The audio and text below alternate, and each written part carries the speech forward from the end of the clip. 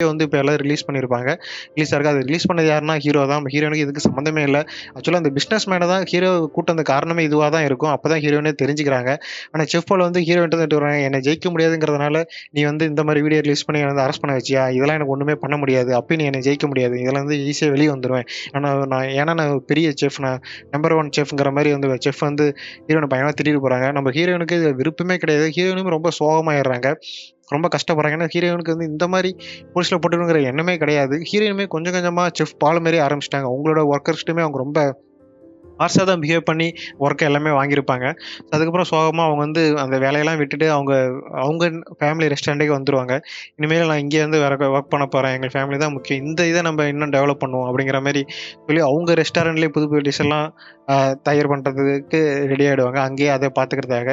அவங்க ஃபேமிலி, அவங்க தம்பி, பிரதர், சிஸ்டர் அவங்க அப்பாவும் ரொம்ப சந்தோஷப்படுவாரு. அவங்க தம்பிகிட்ட நீ இது நம்ம ரெஸ்டாரண்ட்ட பத்தி கன்டென்ட் கிரியேட் பண்ணுங்கிற மாரி ஹீரோயின் சொல்லியிருப்பாங்க. இதோட நம்ம படத்த முடிச்சிருப்பாங்க.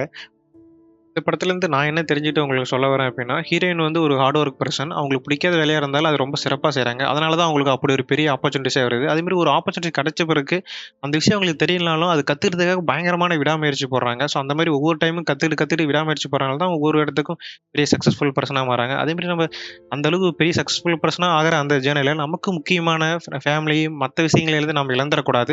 ஸோ அத அவங்க ஹீரோயின் கடைசியா புரிஞ்சுகிட்டு, அதுவும் நமக்கு வாழ்க்கையில முக்கியம்னு சொல்லிட்டு கடைசியா அவங்க அப்பா ஃபேமிலி ரெஸ்டாரண்ட்டே வந்து நடத்தி டெவலப் பண்ணலாம்னு சொல்லிட்டு அங்க வந்துட்டாங்க.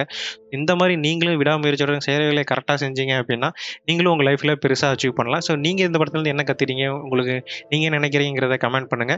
இந்த சேனல மறக்காம சப்ஸ்கிரைப் பண்ணுங்க. சப்போர்ட் பண்ணுங்க. Thank you.